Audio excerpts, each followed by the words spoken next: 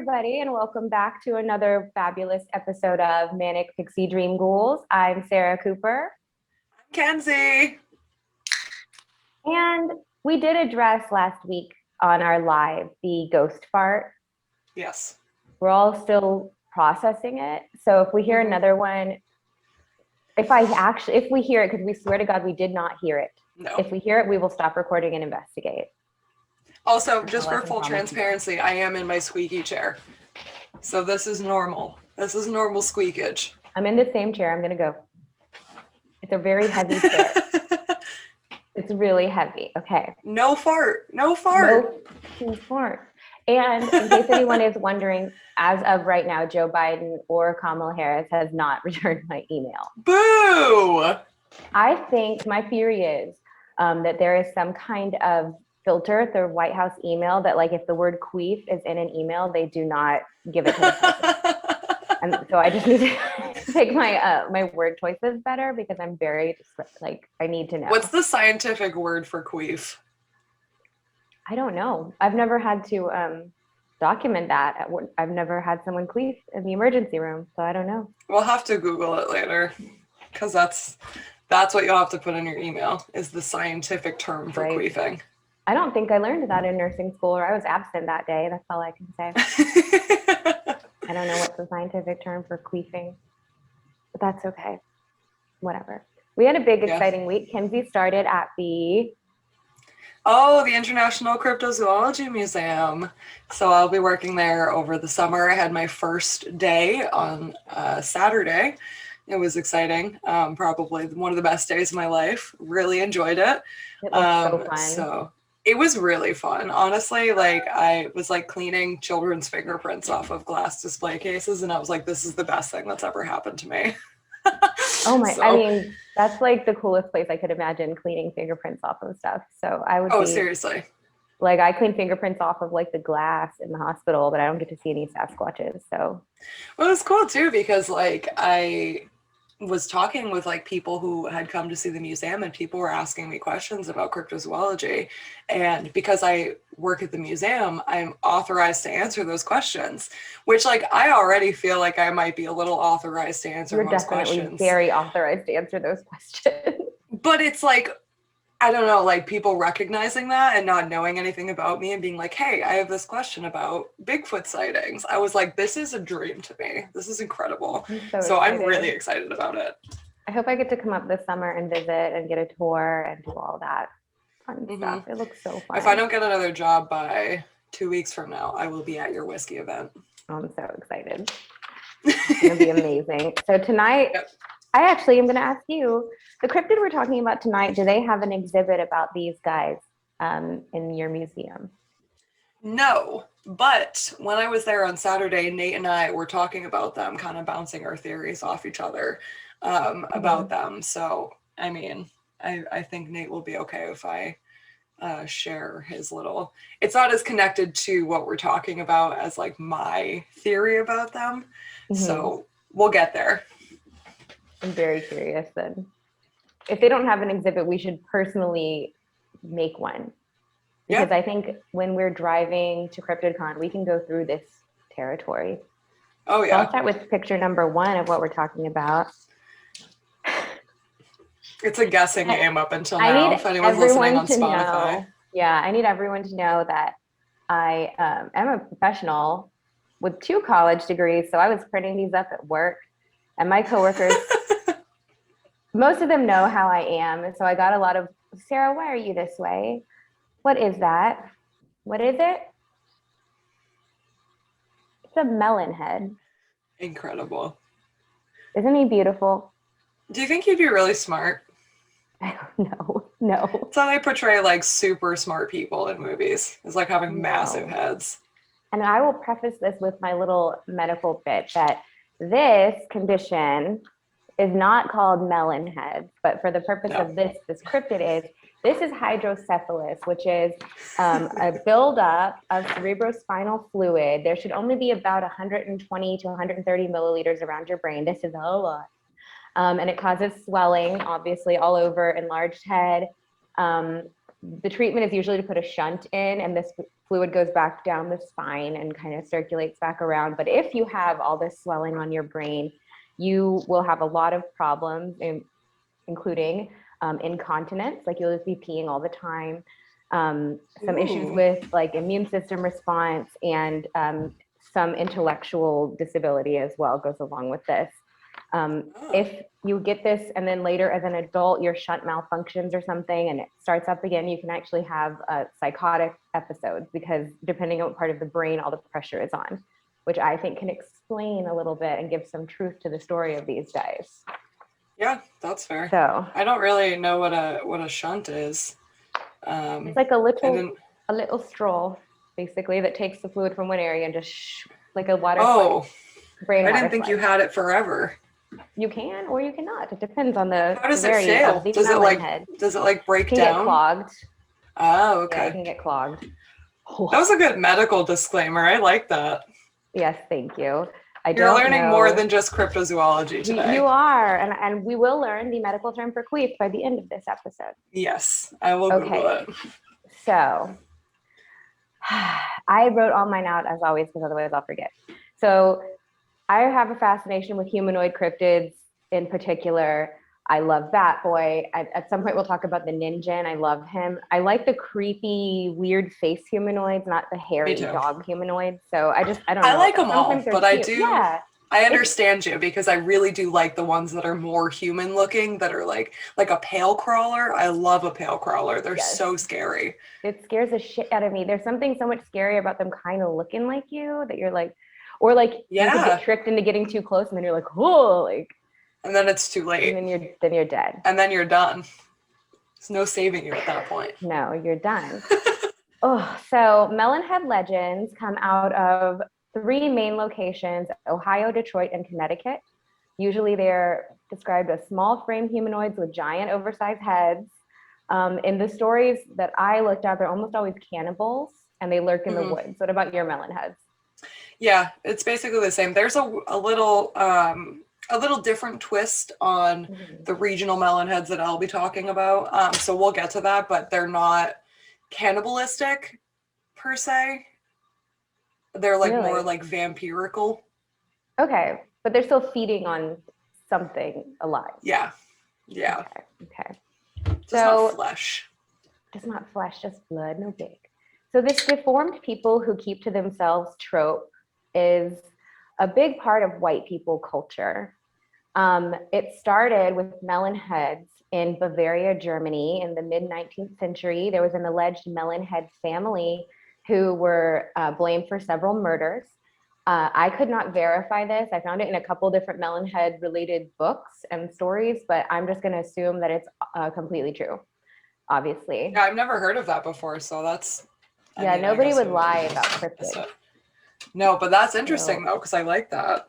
I like that too. Now, interestingly, I do have an actual recorded Melonhead family from a hamlet, and we're going to do some, geography teaching, because I didn't know what the fuck a hamlet is. So a hamlet what is that? is a small settlement, which is smaller than a village, but the real distinction between a hamlet and a village is that a hamlet doesn't have a church. Okay. British people, I can't. So it's a godless village, basically. A godless village, yes. Which is, of course, where Melonheads would live. Yeah, that's where I'd live too. So a church is the difference. So there is supposedly this extended family of Melonheads that are thought to be the result of inbreeding, which England, it's kind of your thing. So this is very believable. So the large round-headed family is mentioned in Mary Leatherborough's work, seminal work on folklore of Herefordshire in 1955. This is just so boring. A lot of words. Anyway, she calls the Melonheads Weeble Heads, and she says they're noted for their roundish heads, and she even has a family tree section explaining the inbreeding and the problems of living in an isolated area, which is, I guess, interesting. Inbreeding. Yeah, that would make sense.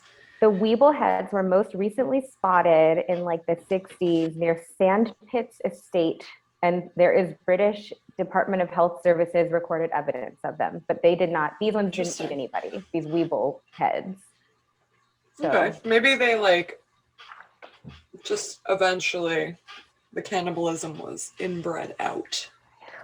I You know don't what I know. mean? So I do have to mention that one theory about the term melonhead is rooted in racism.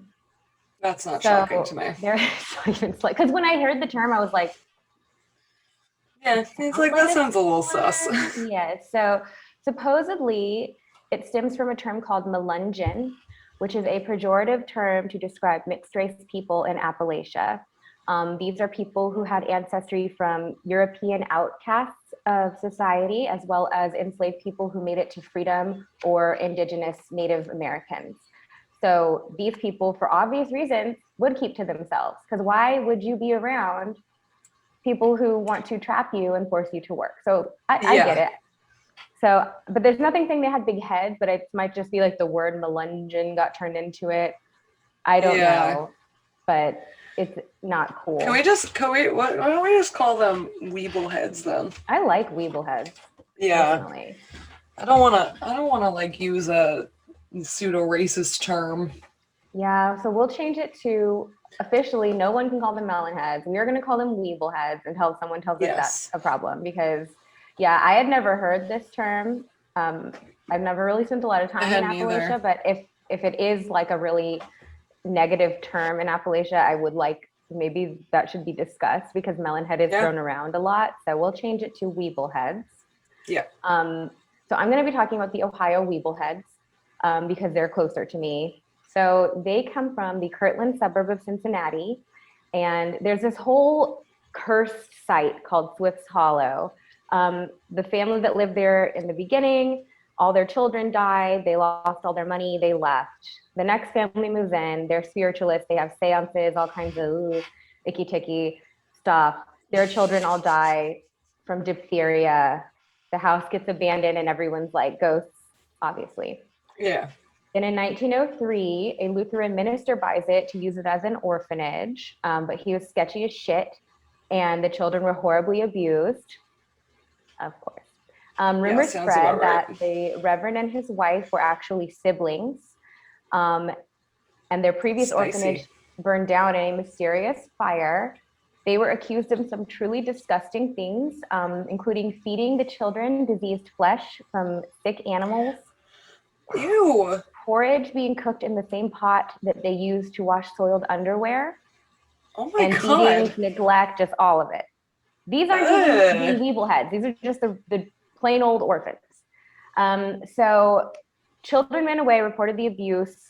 The state of Ohio does a formal inquiry and they're found guilty, except there were no real laws at all surrounding how you run an orphanage. So they were just left off with the warning, nothing's done.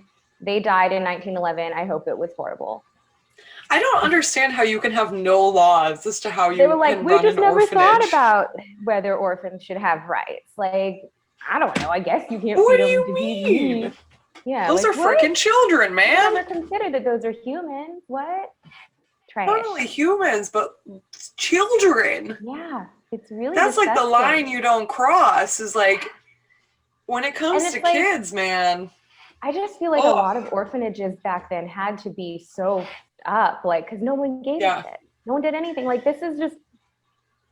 Anyways, they're dead. I feel like that's like the thing too, is like you see in like a lot of like the paranormal field is like the orphanages are generally known as like hotspots because so much trauma happened there.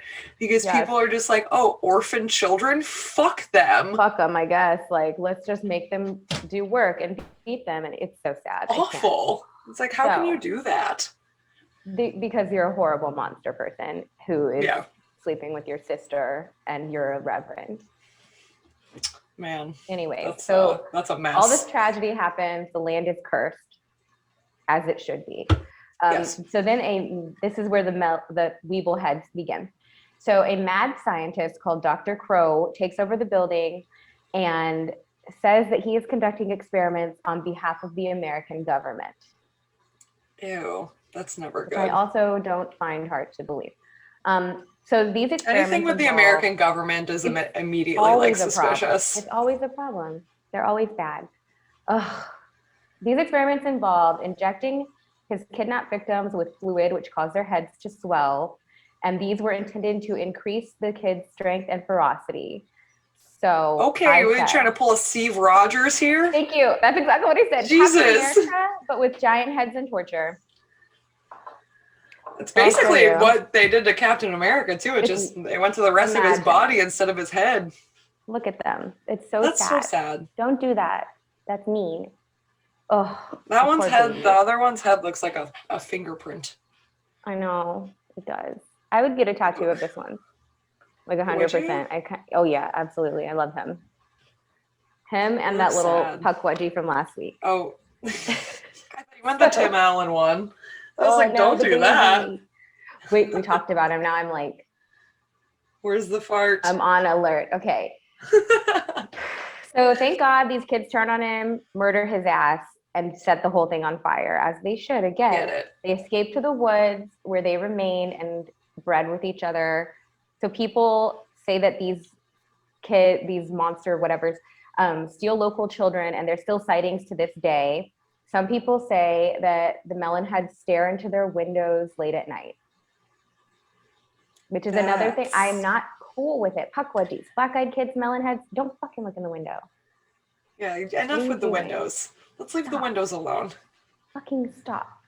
Oh, okay. I don't like that. So the fucked up part of this origin story, though, is that a researcher named Ryan Orvis with the West, I can't say this word, Guga Sun newspaper, found evidence of an actual Dr. Crow, spelled Kroh, in the area around this time period. He was an unlicensed doctor who, this is my favorite, was a big follower of geneticist Johann Mendel, the daddy of Punnett squares.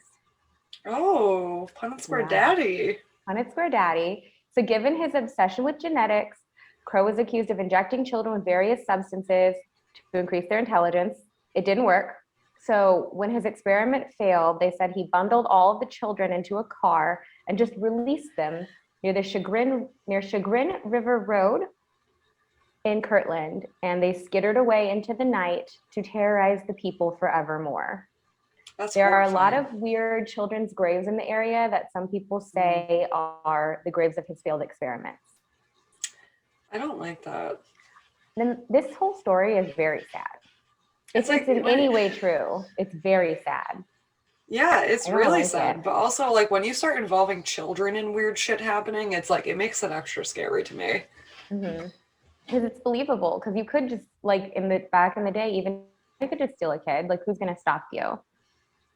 Not the law, because there's no laws about it. Not the U.S. government, that's for sure. Mm. Not the minister, not the police. Like, every adult in this scenario failed these kids horribly. Yeah.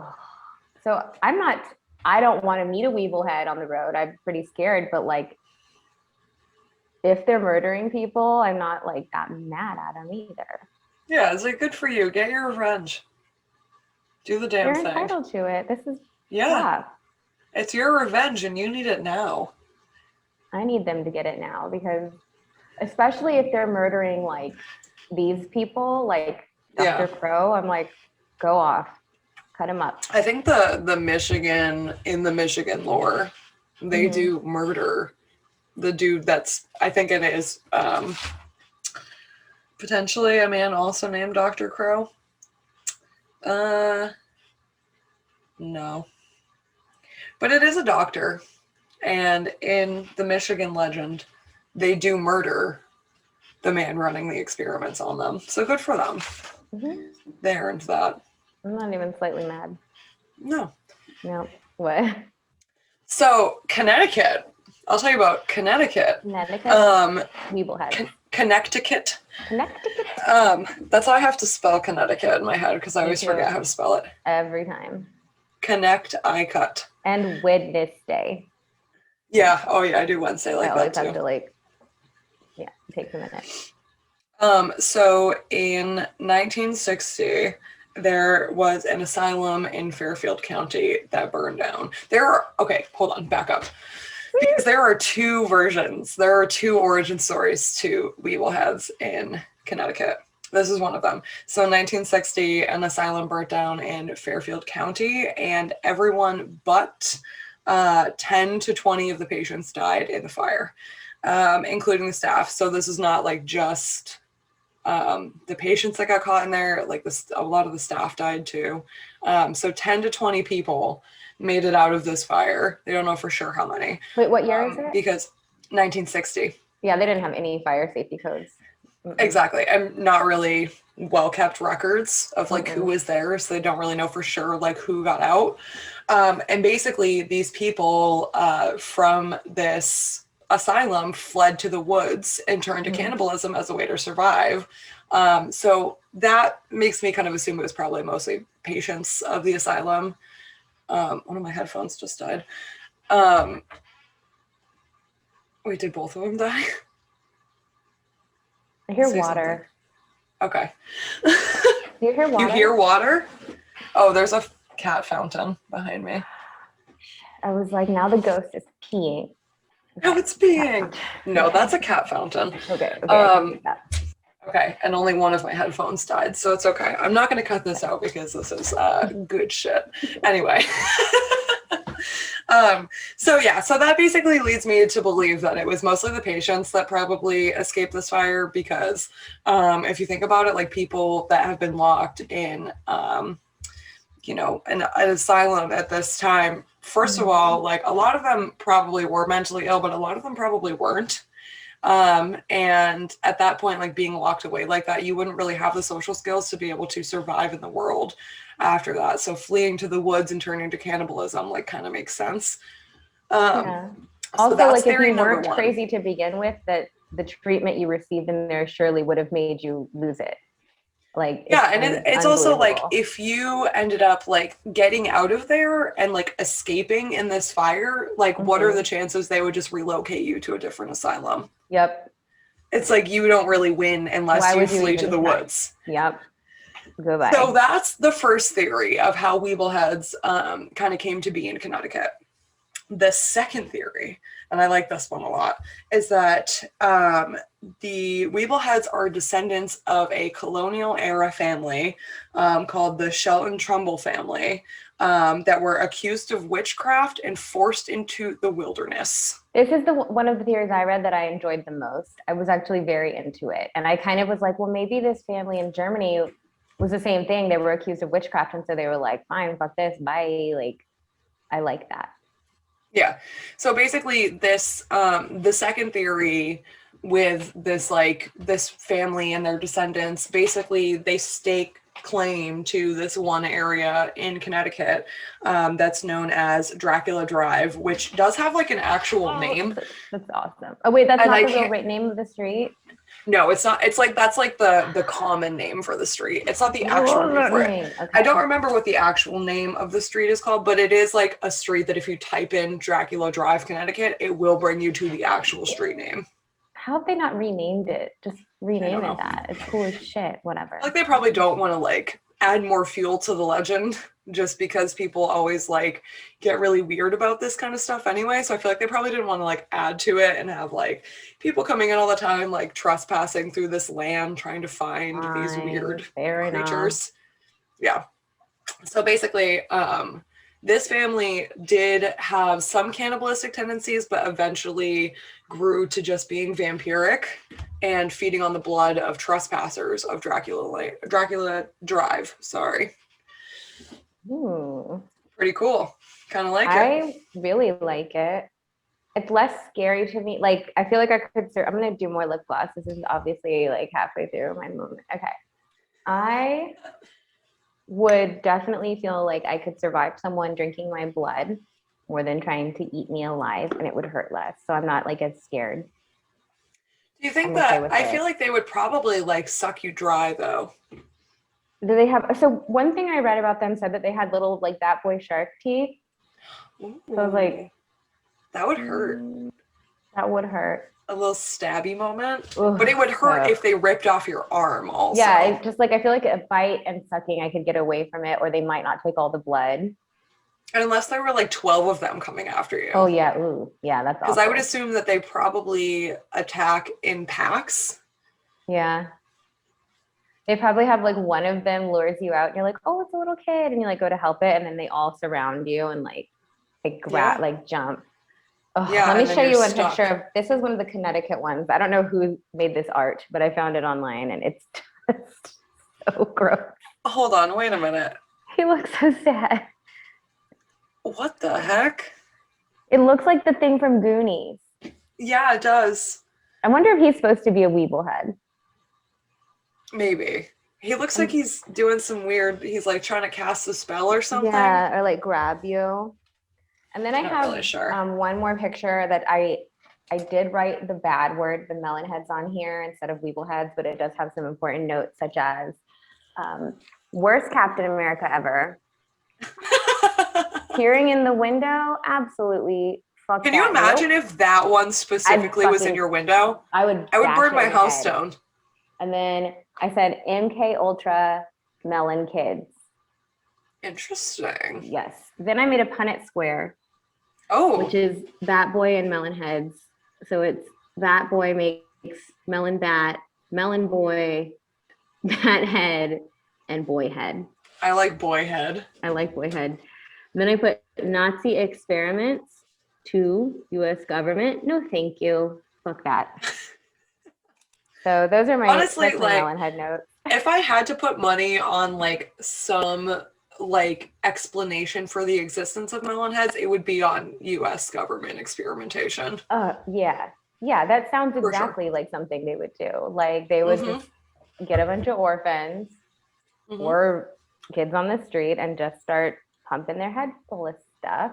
And just back to see in the what happens. day, they would have thought like, if we put more fluid, it'll make them smarter. Like they weren't putting a lot of thought into these experiments. I heard you have a Dover demon theory though, which I'm very I do have a Dover demon theory. Okay. So are you familiar with the Dover demon and what he looks like? I have seen a picture of him and he's like lurking and he's got a big old noggin. But I thought he had peanut shaped or head. something. So my theory is, I'll be honest, it's a little bit of a stretch, but I think it could have a little bit of could hold a little weight. Okay. My theory is basically that the Connecticut version of the Weeble Heads links to the Dover demon sightings. And why I think that is because the Dover demon, like physically, with the exception of the 3 fingers, is almost a perfect match to the like physical description of a Weeble head.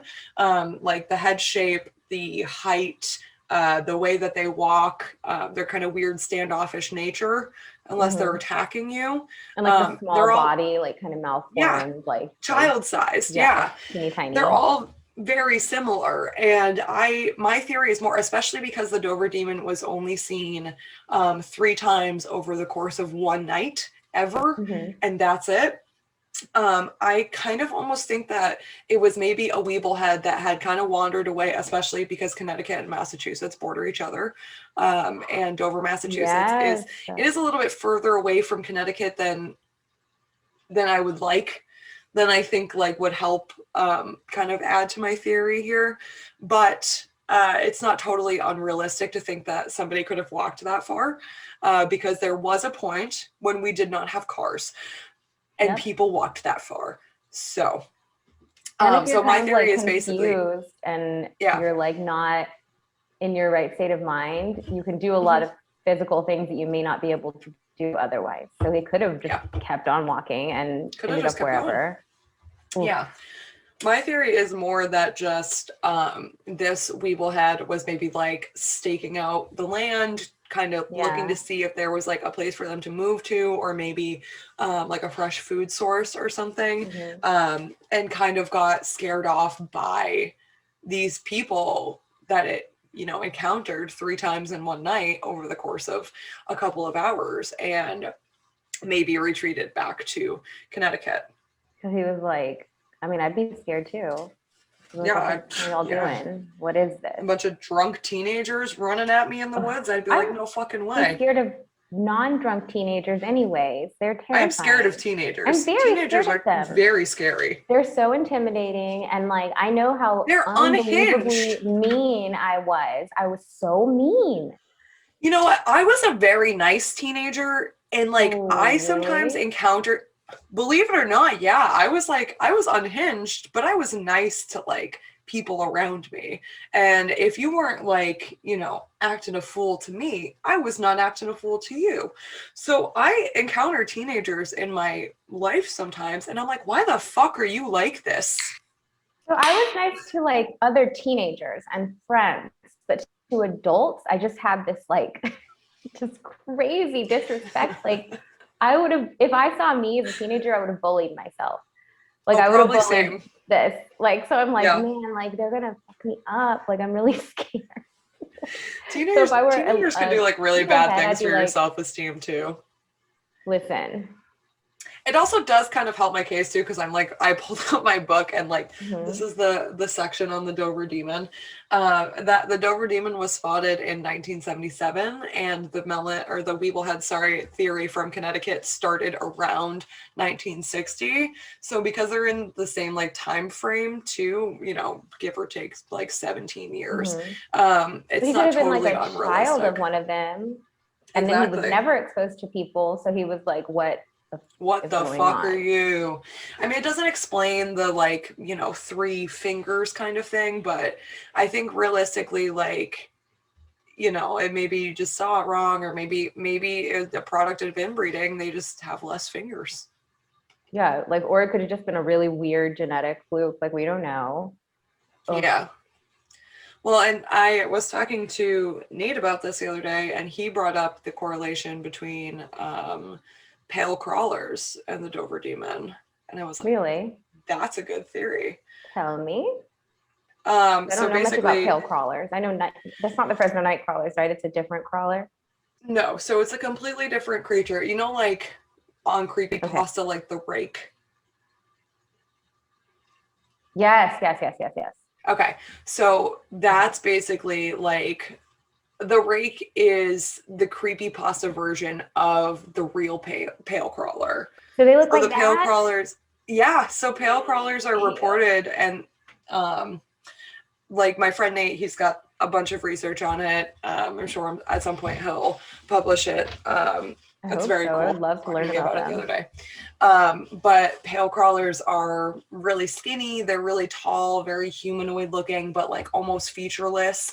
They're always super, super skinny, and they range from being like a pale gray to like a white to sometimes kind of orangey or yellow, and just like generally fucking terrifying looking. And I think that there is maybe some kind of correlation between all of these little humanoid creatures, but maybe like the link is not what we think it is. You know what I mean? It's like, it's almost vegetable man-ish. I still don't know what vegetable man is. We have to cover him. He scares the shit. It literally like upsets me because it's like that. It's like a weird skinny thing, and it has suckers on its fingers, like sucks people's blood. It's my least favorite. So I went on a Is it like deep a dive. broccoli? Yeah, kind of. No, it's like skinny. It's not. Ew. It's not anything about vegetables. I don't know why. So Is it okay, green? yeah. Is Sorry, it go greenish ahead. gray? It's greenish gray, Oh, maybe and he's that's got why really he's like skinny vegetable-y. arms. And he comes out of the reeds, and he's like, "Oh, I'm hurt," and then he's not hurt, and he like sucks your blood. If something that was green came out of the reeds at me and was like, hey, I'm hurt, help me, I'd be like, no, fuck you, you're on your own. Yeah, I'd be And like, I would drive away. yeah, I would be like, am I clocked into work? Nope. Realistically, if Later. anything, anyone or anything came out of like a wooded section and was like, oh my God, I'm hurt, I need your help, I'd be like, I'm going to help you from the car. I'll call 911 Yeah, we're and gonna I'm call leaving. 911, and then you are all on your own, my friend. And then you're on your own. I'm not coming close to you. I am not going to touch you. You're going to kill me. Because you're gonna suck my blood, and I don't. Yeah, and literally. You're like, going to murder me. Not in You're the probably a mood right now. changeling. You're going to Always, take my it's soul always and a replace me. changeling or the fae, and that's my number one thing with anybody. Where I'm like, I don't know why you appeared here, and I'm not gonna talk to you. I That's it. refuse. No questions, please. So there is a Weeble Head legend in Maryland that is super, super weird. And I have never seen anything on this before. They're called the Egg People. Okay. And I would love to drive out to where they are. So this is in Pocomoke Forest, Maryland, which is toward the shore, the eastern shore, which is where the beach and shit is. So, okay. So Pocomoke is 40 miles southwest of Ocean City, which is obviously near the ocean. So there was a settlement there called Stevens Landing. Back to the 1600s, there's been all these paranormal experiences people have in the woods and all this stuff. So there's a big tie between this area and seeing elementals, which are like non-human spirits. Some people call them fairies, goblins, whatever. There's like a big weird thing there. I do not. I love a good elemental. I really think they're wildly underrated. But I would flip out if I saw one. I just I'd lose my shit for sure, but I have a lot of respect for them. Yeah, I would be like, I'm so sorry, and I will not bother you anymore. Like, here's an offering, and but I'm I must sorry. leave. So there's a historian who also gives tours there that said that on one of her tours, they were taking pictures of the forest, and 4 or 5 humanoid things with giant egg-shaped heads came out, and these were what she considered to be elementals. Okay. Now, did anyone get pictures of them? No, even though they had their cameras out. But okay, whatever. She said they were like misty shapes and shadows. So so did she see like a specific She saw 4 humanoid egg-shaped head things come out of the forest and just stare at them, I guess. Maybe they made the electronics stop working. Okay, that's fair. But like definitely saw like a full actual figure, because you said misty like, so I'm like, did she see a shadow? Misty, hold on. She said actual misty shapes and shadows, which makes me think like shadow people, but there must have been some more light going on with the head. Or grays. Sorry. Oh, I hate grays. I know you're scared of them. I'm so sorry. I went through like a Whitley Strieber thing a little while ago, and I wanted a copy of Communion that had the gray on the cover just because I wanted to have it. And I had to on eBay, and I wasn't like I wasn't paying attention. I was like, that's like a price. They sent me a fucking box, their whole stock of that book. So I have like 15 copies of Communion with the fucking alien face on it. I opened the box and screamed. like what? That's a fucking nightmare. You can send me one if you want. Oh, I'm definitely gonna send you one. I put them on the highest bookshelf because I didn't want to fucking look at it every day. It's like, get away from me. They're so scary. Okay, so 1965 is our first egghead sighting. This is funny to me because it's such like a Maryland thing to do, and it's gross. So these dudes were in Somerset County, and they went to what they called a beer blast at the Purdue Poultry Farm. And for God knows what reason, kids in this time and this era used to fucking go drink in the area where the farm dumped all the faulty eggs. So imagine the smell. That is disgusting. Did any of the eggs, like, were any of them intact still? Did they maybe like throw them? And we know that like on factory farms, like it's not just the eggs, it's the male chickens the baby male chicks that they grind up. So there's like half dead chickens and rotten eggs. And the kids were like, this is the perfect spot. Despite the fact that you kids live near the fucking ocean, you decided to go to the chicken farm dump to drink beer. Yeah, wouldn't be me. Couldn't be me. I would never. I've done a lot of stupid shit, but that would be a hard pass. I would throw up. Yeah. For sure. Anyways. So they're drinking beer in this egg dump, and their dogs start to bark, which these poor dogs. Your fucking dogs are probably out there eating egg shit dumpings and dead chickens. So they saw 4 or 5 egg people with white, glowing, giant egg-shaped heads rise out of the egg dump. Like, ew. They spawn in there. That's what kind of this is like. I feel like that's what they're implying. And then there was an egg people flap around 2 to 3 weeks around Halloween of 1968. They were never seen again. Ew. Let's hope they don't come back, because I bet you they smell like shit. They're probably the stinkiest motherfuckers you can ever imagine. And I just don't think elementals would be in the the faulty egg dump of the Purdue chicken No. farm. I think the elementals have way more respect for themselves, and they would Yeah. not rise out of fucking chicken carcasses and like rotten eggs. And like these dudes that saw this, they have to have been born like late 40s at best, so they're still alive. So I'm like, if somehow you guys come across this, I'm gonna need you to contact me immediately. We should see if we can get on a Zoom call with them. Be like, so what's up with that? It would literally make my life. I'll be like, I will fund an egg people museum right here. Well, It's also, gonna be a like, I just shack. want to know why the fuck you guys hung out in a rotten egg patch. Explain that to me. And it wasn't like, oh, one night we decided to go there. It was like, this was a normal thing for you. You just thought this was the place to be. There's a whole in ocean. the town that I grew up in, Mhm. there is, in Hampton, New Hampshire, there is a wall that goes along North Beach that's like kind of like a wave breaker, so that when the tide gets really high, if the water's really rough, it doesn't splash over into the houses.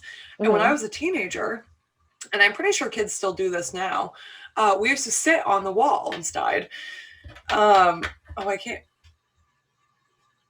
Hold on, wait a minute. Something's happening. Please enjoy this brief music break while Kenzie deals with the fact that her headphones just died.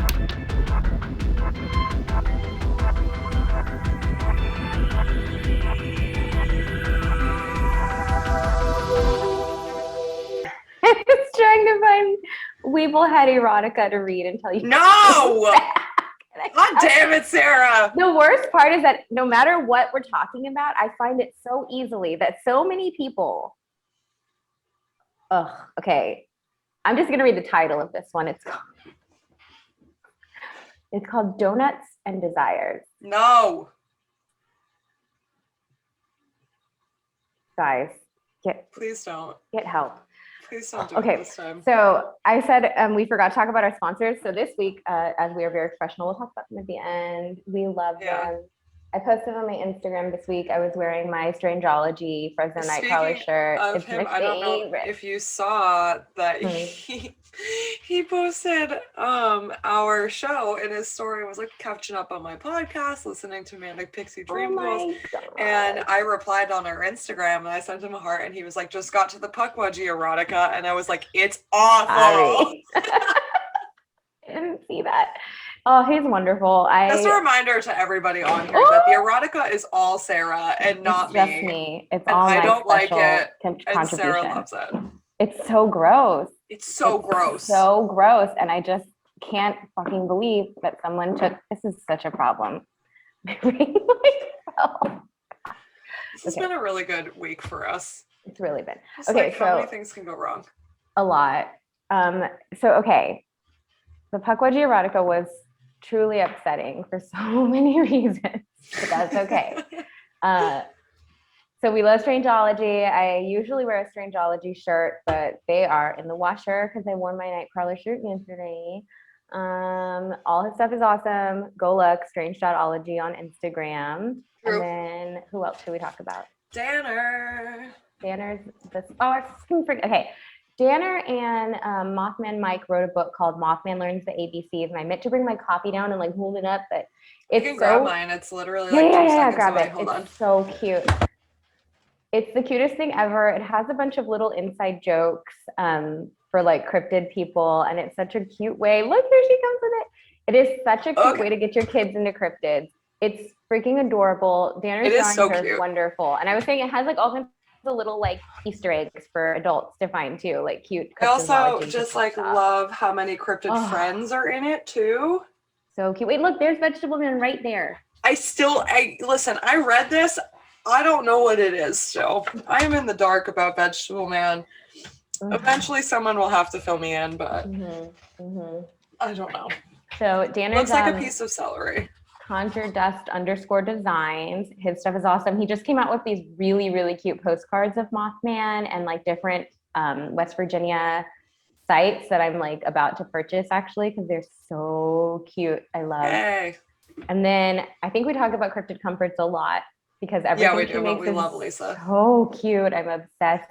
And she's I going to just make us a ordered bat stuff boy. from her shop, and she messaged me and she was like, "Oh, I'm sending you some goodies." She And always she sends said cute stuff. she's working on our bat boy, and if it goes well, she's gonna make one for each of us. I'm so excited. Love it. I hope he has little sharp teeth. Yeah. Because if he I don't know if they would doesn't- actually be sharp, Sarah. Oh, I have something very creepy I'm going to do if he doesn't. So it's okay. Excuse me? I have all of my 12-year-old's teeth from that he has lost. Oh, you're just gonna throughout put his them on life. there? I'm going to file them into points. Okay, And then I'm that's going to weird. glue them in there.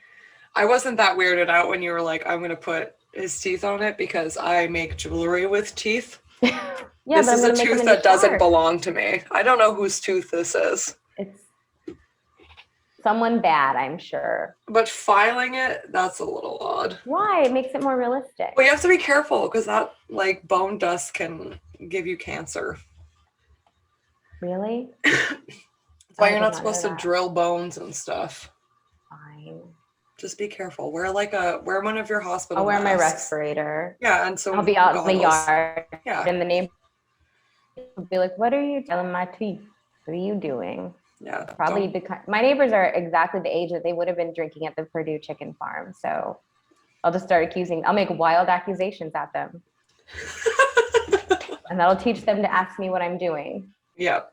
So that's Should have all I can minded your say about business, that. Cindy. Should have minded your business, ma'am, sir, and all of your weird adult children. Anyways, so I guess our conclusion to this is going to be that we have learned, and this was really like, I had never heard that term before, the pejorative term that we learned, and it is clearly a very hateful, negative term from what I'm reading. That's not good. But if we're wrong, and if it's something that has since been reclaimed and that particular group of people uses the word, I would love to know more about the history of it because I think it's very interesting. I'd never heard of it. So for our part, since we are not part of that group, I would say it's probably safer to use Weeble Heads when referring to this cryptid. Yes. Until, maybe we'll learn more about it. But for me, I'm kind of like, yeah. Not nice. So you'd rather not use something that's derived from a slur. Like a racist slur. Yeah. We learned about hydrocephalus, that it makes you pee yourself. And now I'm going to look up. See, I did not know that it makes you pee yourself. That makes me sad that for them. Sucks. It makes me very Does it just sad make you like have extra liquid in your body in general? No, it's like whatever lobe of the brain it can push on causes like incontinence issues. Oh, okay. And it's kind of like you can get like the brain swelling from like injuries, or if we gave you the wrong type of IV fluid or something and your cells swelled up, and then you can have all these weird, like it's crazy the stuff it can do to you. So I'm just trying to look up medical term for queef so I can make it more professional email.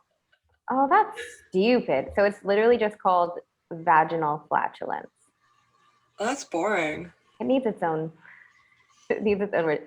But then people also ask, what is it called when a fart comes up the front? So we will actually address this on our live right now. Yes. Okay, thank you for listening. Yeah. Please don't use the term heads. Let's change it to Weeble Heads. And or Wobble Heads. Or Wobble Heads or Weeble Wobble Heads. You can call them all of those things, but we don't want to like be icky with our terminology. Yeah. So we've all learned something this week. Yeah. Don't drink at the chicken dump. Please don't. Please do not. Do not do it. That is. You will smell like eggs for a long time. What are we doing next week? Give me a hint because I don't remember. I don't remember either. We're doing something. We'll find out. We'll find out next time. And if there's any ghost flatulence or otherwise on this episode, we will be fully investigating. Yeah. Right, also, subscribe to our Patreon. Oh my God. Okay, hold on. I'm not thanking you fuckers yet.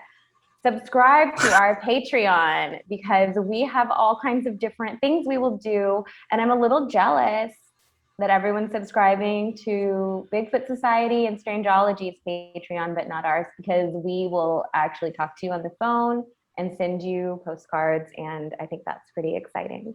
Yeah. So come join us. Come hang with Sarah and I. Come join us. so that someday I can buy a ring light that is not currently on a UPS box. My ring light broke last week, so I need to buy a new one too. Yeah, Please that's why fund these our people operation. fund our operation. We will send you our socks if you want. I'm not above it. If you want my stinky socks, I will wear them all day. You gotta go You can have stomping them. around the chicken farm. Yes, I will go stomping around the fucking chicken farm. Like, no problem. But people get at me. No probs. Socks for All you. right. So Okay, anyway, bye. Thank you. bye everyone.